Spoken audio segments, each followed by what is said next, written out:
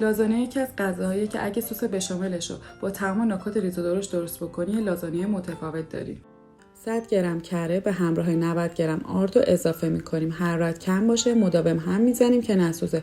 به این ترکیب رو گفته میشه. برای سس بشامل رو تا جایی تفت میدیم که روی بلون داشته باشیم. حدود 2 تا 3 دقیقه کافیه.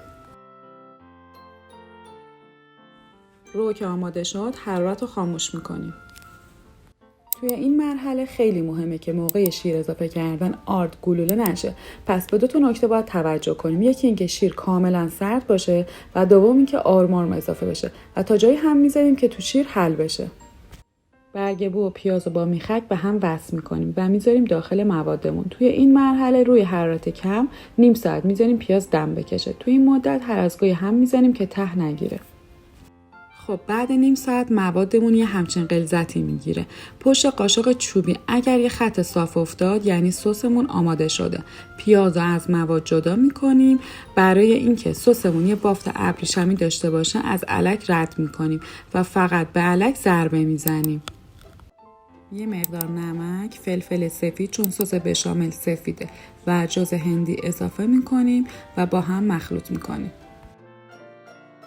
همینطور که میبینین یه بافت کاملا نرم و ابریشمی داره.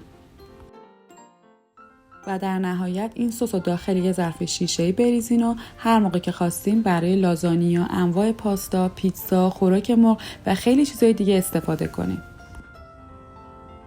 سس بشامل یکی از 5 نوع سس مادر فرانسویه که بر پایه شیره. و اینکه برای درست کردن سس بشامل هرچی ما کارها رو سریعتر انجام بدیم سس یک نواختری داریم. در آخر من این نکته رو اضافه کنم. همیشه برای درست کردن رو ما از مقدار مساوی کره و آرد استفاده میکنیم. ولی من اینجا از 100 گرم کره و 90 گرم آرد استفاده کردم. چرا؟ چون که باعث میشه خیلی یک نواخت موادمون بپزه. ممنونم که تا آخر ویدیو همراه هم بودین. خوشحال میشم که نظراتتون رو توی کامنت با من در میون بذارین. اگر از این ویدیو خوشتون اومد لایک کنین و با زدن دکمه سابسکرایب از من حمایت کنین. دکمه زنگوله هم روشن کنین که هر موقع ویدیو جدید گذاشتم با خبر بشین.